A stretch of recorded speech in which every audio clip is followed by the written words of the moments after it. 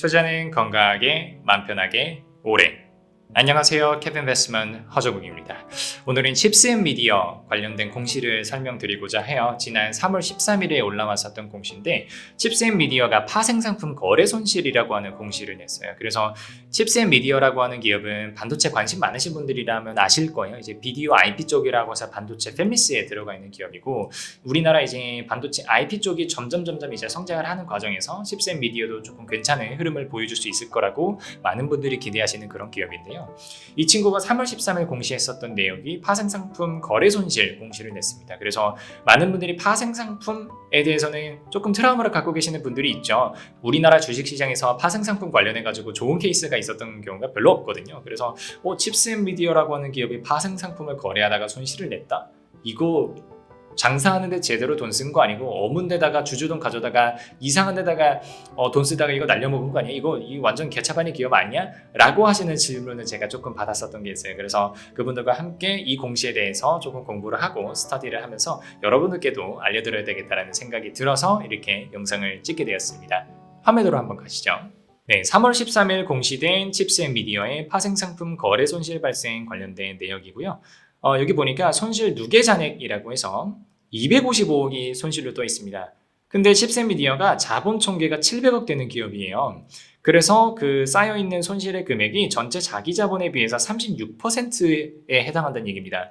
그럼 여러분들의 가지고 있는 재산의 36%가 날아간다라고 생각을 해보세요. 이거 얼마나 끔찍한 일입니까? 그래서 이렇게 표면적인 숫자만 보면 잘 모르시는 분들께서는 되게 오해하실 수가 있어요. 이거 칩스앤미디어 큰일 난 거 아니냐 이렇게 생각하실 수가 있어서 그 오해를 제가 조금 풀어드리겠습니다. 사실 힌트는 여기 상환전환 우선주라고 되어 있는 게 있습니다. 자, 먼저 상환전환 우선주 혹은 전환상환 우선주라고 하는 거에 대해서 말씀을 드려볼게요. 이게 뭐냐면 기업이 우선주를 발행을 한 거예요. 보통주가 아니고 우선주를 발행을 한 건데 이게 보통은 스타트업들이 많이 발행을 합니다. 이걸 왜 발행을 하는 거냐면 자, 상환전환 우선주는 워딩을 그대로 끊으시면 되거든요. 전환, 상환, 우선주 이렇게 끊으시면 돼요. 그럼 각각의 성격들이 어떤 것들이 들어가 있는지 조금 보여드릴게요.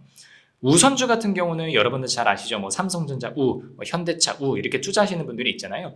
보통주에 우선한다는 겁니다. 그럼 뭐가 우선하느냐? 일단 배당을 먼저 받을 수가 있고요. 그리고 회사가 혹시 나중에 청산할 때 그 자녀 자산에 대해서 우선주가 보통주에 비해서 먼저 배분을 받습니다. 그런 의미에서 우선주라고 보시면 되는데 여기에 두 가지 옵션이 추가가 된 거예요. 어떤 두 가지 옵션이 추가가 되어 있냐면 첫 번째 상환권이라고 하는 권리가 들어가 있습니다.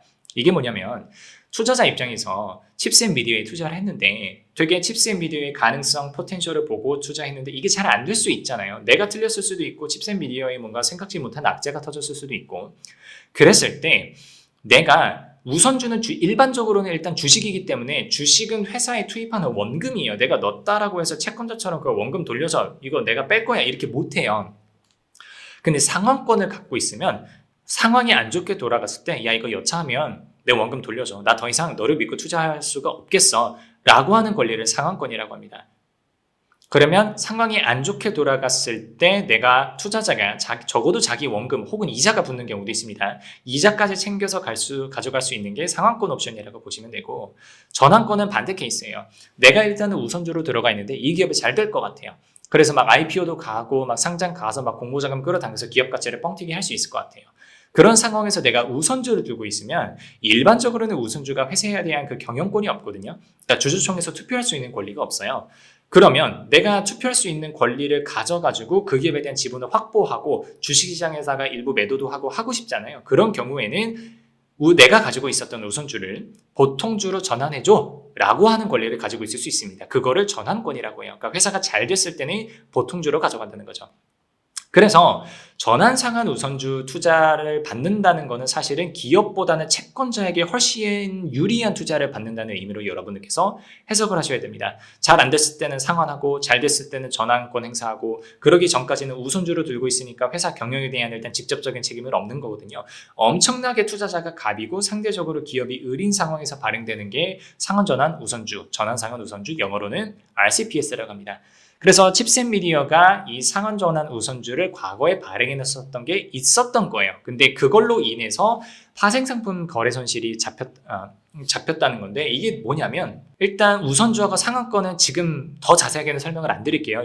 여기로 마무리하시고 전환권에 대해서 말씀을 드릴게요. 자, 전환권이라고 하는 건요, 전환권에서는 보통 투자자가 얼마에 이 전환을 받아갈 수 있는지 전환 가액이라는 게 정해져 있습니다. 근데 기업의 가치가 올라가요. 주가가 올라가면 갈수록 투자자가 전환권을 행사함으로써 가져가는 이익이 어떻게 될까요? 그렇죠. 올라가게 되는 거죠.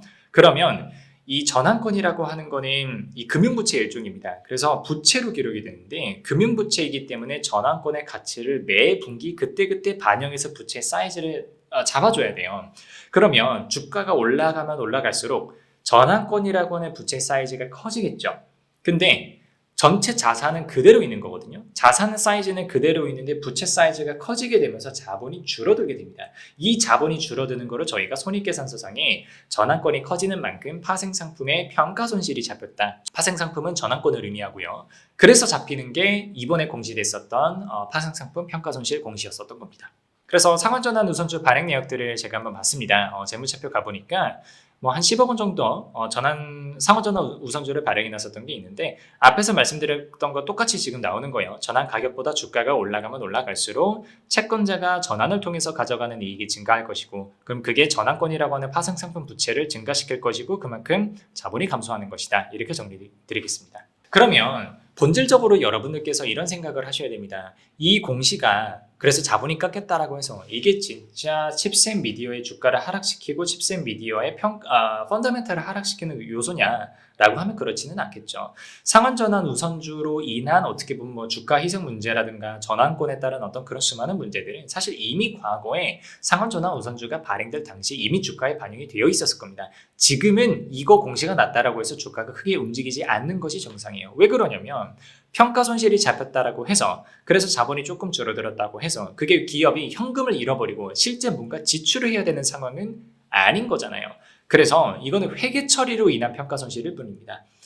실현 손실도 아니에요. 평가 손실입니다. 그냥 장부상으로만 기록이 되는 거고요. 이게 칩셋미디어가 그 비디오 IP들을 판매하고 R&D를 하고 고객들을 발굴하고는 그 영업 과정에 하등의 영향을 끼치는 것이 아니죠. 물론 나중에 실제 전환이 돼서 그게 매도 물량으로 나오면 트레이딩 관점에서는 주식의 공급이 늘어나니까 주가가 조금 하방 압력을 받고 이런 것들은 있을 수 있겠습니다만, 이번에 3월 13일자로 공시된 파생상품 평가손실 공시 하나를 가지고 여러분들께서 칩셋미디어에 대해서 그렇게 많은 고민을 하실 필요는 없다. 단순히 회견적인 처리다. 이렇게 알고 계시면 되겠다는 말씀 정리드릴 수 있겠습니다. 오늘 칩셋미디어 관련된 내용이 여러분들께 도움이 되었으면 좋겠고요. 여기까지 하겠습니다. 감사합니다.